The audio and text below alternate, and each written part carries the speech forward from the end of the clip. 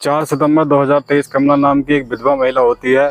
उसकी उम्र 35 साल के करीब थी। यह देखने में इतनी खूबसूरत थी कि गांव में उसकी चर्चा हुआ करती थी। दोस्तों, कमला आज एक ऐसे व्यक्ति के साथ संबंध बनाने वाली थी। दरअसल वह व्यक्ति मंदिर का पुजारी होता है। उसकी उम्र भी 40 साल के करीब थी और उसकी हाइट 6 फुट की थी और उसका वजन कम से कम 90 किलो के आसपास होगा, यानी कि वह व्यक्ति एक हष्ट-पुष्ट व्यक्ति था। फिर ये पुजारी कमला का हाथ पकड़ता है और मंदिर के तहखाने में ले जाता है। फिर कमला अपनी सहमति से अपने एक एक करके कपड़े उतारती है और निर्वस्त्र हो जाती है। फिर वह पुजारी भी अपने एक एक करके कपड़े उतारता है और निर्वस्त्र हो जाता है। फिर कमला जब उस पुजारी के शरीर को देखती है तो देखते ही दंग रह जाती है। उसके होश उड़ जाते हैं और यह सोचने लगती है कि आज तो यह मेरी हालत ख़राब कर देगा। फिर कमला जब उसके प्राइवेट पार्ट को देखती है तो देखते ही खुश हो जाती है और ये सोचने लगती है कि आज तो उसकी बरसों की प्यास बुझने वाली है। फिर ये दोनों एक दूसरे से प्यार करने लगते हैं और थोड़ी देर के बाद एक दूसरे के साथ फिजिकल रिलेशन बनाने लगते हैं। लगभग 2-3 बार फिजिकल रिलेशन बनाते हैं और जब थक जाते हैं फिर कमला अपने घर पर आ जाती है। अब कमला रोज इस मंदिर में जाती थी और उस पुजारी के साथ फिजिकल रिलेशन यानी कि संबंध बनाया करती थी। इस तरीके से दोस्तों 6 महीने का समय गुजर जाता है। 6 महीने के बाद उस पुजारी के बारे में कैसा राज का खुलासा होता है। दोस्तों, जब आप जानोगे तो आपके होश उड़ जाएंगे। आप ये सोचने पर मजबूर हो जाओगे कि आखिर हुआ तो हुआ कैसे। इसलिए इस कहानी में आप अंत तक बने रहिएगा, क्योंकि इस कहानी से आपको एक बहुत बड़ी सीख मिलने वाली है। बाकी दोस्तों, हमारी आप लोगों से एक छोटी सी रिक्वेस्ट है, अगर अभी तक आपने हमारे चैनल को सब्सक्राइब नहीं किया है तो चैनल को सब्सक्राइब कर लीजिए और वीडियो को लाइक कर दीजिएगा। और जितने भी भाई बंधु हमारी इस वीडियो को जहाँ से भी देख रहे हैं वो इस वीडियो के कमेंट में अपना नाम और अपने सिटी का नाम जरूर लिखें, ताकि अगली वीडियो में मुझे आपका नाम बोलते हुए खुशी हो। तो बस आप वीडियो के अंत तक बने रहिएगा और इस कहानी को जानिए कि आखिर इस कहानी की सच्चाई क्या है। दरअसल दोस्तों, ये कहानी उत्तर प्रदेश के हापुड़ जिले की है। हापुड़ जलाला में एक गांव आता है, आंसू गांव, और इसी गांव में कमला नाम की एक महिला अपने परिवार के साथ रहती थी। कमला की उम्र 35 साल के करीब थी। यह देखने में इतनी खूबसूरत थी कि हर व्यक्ति इसे देखना चाहता था। कमला के बड़े बड़े नेताओं को देखना चाहता था, इससे बात करना चाहता था, इसके साथ रात गुजारना चाहता था। यानी कि आसपास के गांव के जो एरिया होते हैं उनमें भी कमला का काफी चर्चा था। कमला के पति का नाम रमेश था। वो इलेक्ट्रिशियन यानी कि बिजली का काम किया करता था और उससे जो पैसा आता था और उसी से अपने परिवार का पालन पोषण किया करता था। कमला के सास ससुर भी इसी के साथ ही रह करते थे। कमला के ससुर के पास थोड़ी बहुत खेती किसानी थी और वो खेती किसानी ही किया करते थे। दोस्तों, एक दिन कमला का पति रमेश एक जगह इलेक्ट्रिशियन यानी कि बिजली का काम करने के लिए जाता है। वह बिजली का काम कर रहा था।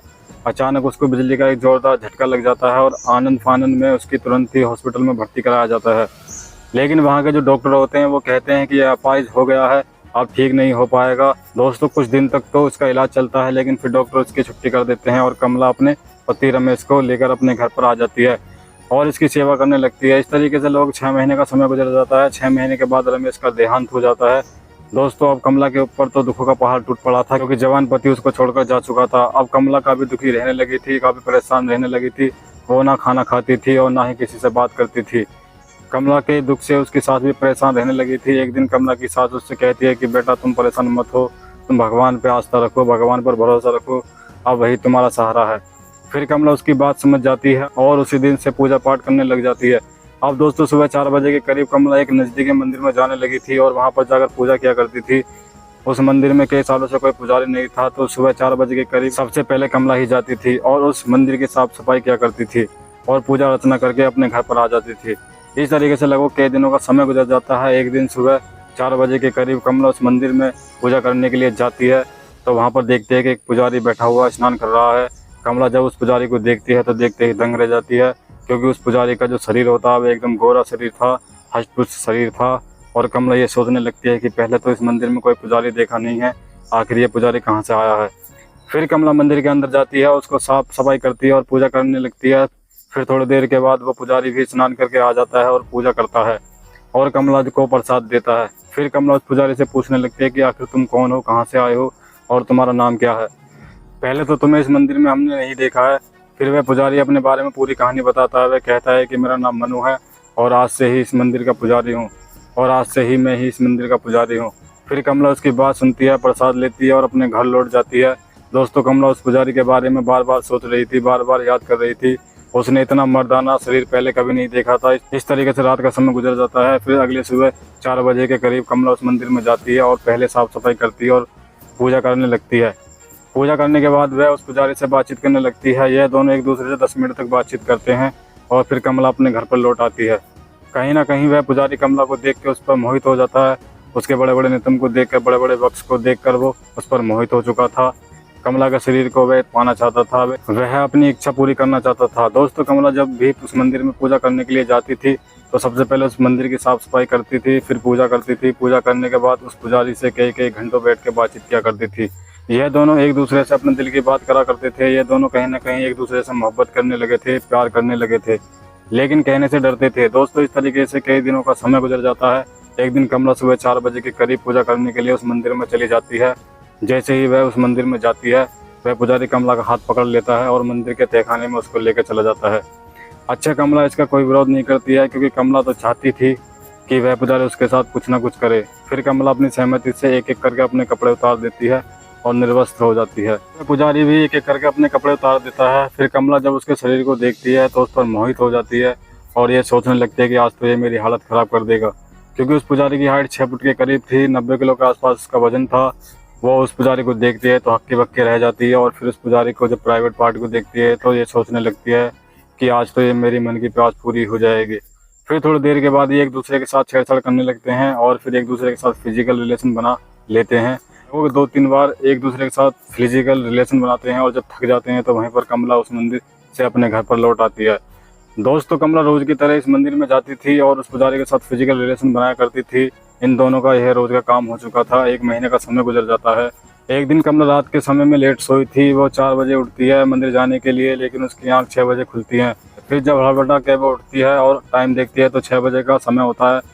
फिर तुरंत ही वह मंदिर जाने के लिए निकल जाती है। मंदिर में वह पुजारी उसका इंतजार कर रहा था। जैसे ही कमला वहां पर पहुंचती है, वह पुजारी उसका हाथ पकड़ता है और तहखाने में ले जाता है और कमला को एक एक करके कपड़े उतारता है और उसे निर्वस्त्र कर देता है और अपने कपड़े भी उतारता है और खुद भी निर्वस्त्र हो जाता है। फिर थोड़ी देर के बाद ये फिजिकल रिलेशन बनाते हैं। इन दोनों की सिसकियां पूरे तहखाने में गूंज रही थी।